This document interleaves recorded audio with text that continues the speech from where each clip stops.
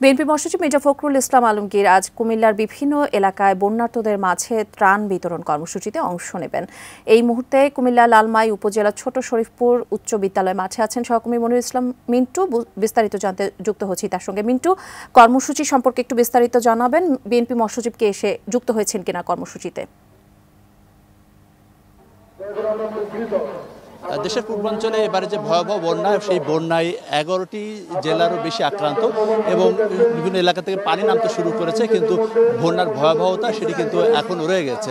তো বিএনপির পক্ষ থেকে শুরু থেকেই বিভিন্ন পর্যায়ে ত্রাণ বিতরণ কর্মসূচি সেটি কিন্তু চলছিল, কিন্তু কেন্দ্রীয় কর্মসূচির অংশ হিসাবে গতকাল এবং বিএনপির স্থানীয় সদস্য মির্জা আব্বাস ফেনী বিভিন্ন এলাকায় ত্রাণ দিয়েছেন এবং আজকে সেই কর্মসূচির অংশ হিসাবে বিএনপি মহাসচিব মির্জা ফখরুল ইসলাম আলমগীর কুমিল্লার বিভিন্ন এলাকাতে তিনি ত্রাণ দিচ্ছেন এবং কিছুক্ষণ আগে তিনি এই লালমাইতে ত্রাণ বিতরণ কর্মসূচি সেটি উদ্বোধন করেন এবং ত্রাণ দেন এবং তিনি এখন নাঙ্গলকোটের দিকে যাচ্ছেন এবং তিনি সংক্ষিপ্ত একটি বক্তব্য দিয়েছেন। সেই বক্তব্যে তিনি বলেছেন যে বর্তমান যে সময়, সেই সময়টিকে ধরে রাখতে হবে এবং সেই সঙ্গে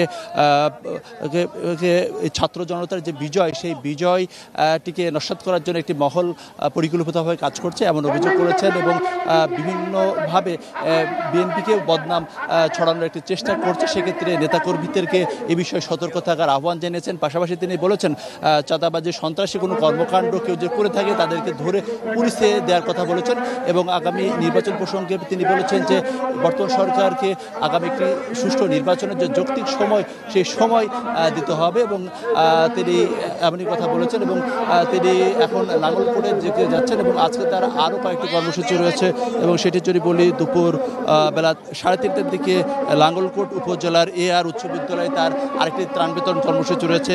বিকেল 5টার দিকে সদর দক্ষিণ উপজেলা সোয়াগঞ্জ বাজারে আরেকটি কর্মসূচি রয়েছে এবং সেই সঙ্গে সন্ধ্যা 7টায় সদর দক্ষিণ উপজেলা কমলাপুর ইসা গার্ডেনে সেখানে তার কর্মসূচি রয়েছে। অর্থাৎ সবগুলোই বলা যায় যে ত্রাণ বিতরণ কর্মসূচি এবং সেখানে ত্রাণ বিতরণ কর্মসূচিকে কেন্দ্র করে কিন্তু বিএনপির বিভিন্ন পর্যায়ে নেতৃবৃন্দ সেখানে জড়ো হচ্ছেন এবং বলা যায় যে দীর্ঘদিন পর বিএনপির এই ধরনের কর্মসূচিতে অংশ নিতে পারে স্থানীয় বিএনপি নেতাকর্মী, তারা উজ্জীবিত।